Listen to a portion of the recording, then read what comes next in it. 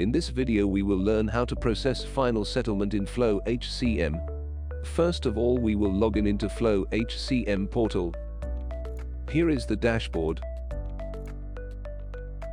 Click on the Employee Separation module on top navigation bar. So here you can see Final Settlement Form. Click on the Run Final Settlement button. Select Criteria to filter out the required employee. Select Employee from the drop-down and click on Preview button. The grid will show employee details, payroll details and exit details. Click on plus icon to view the final settlement.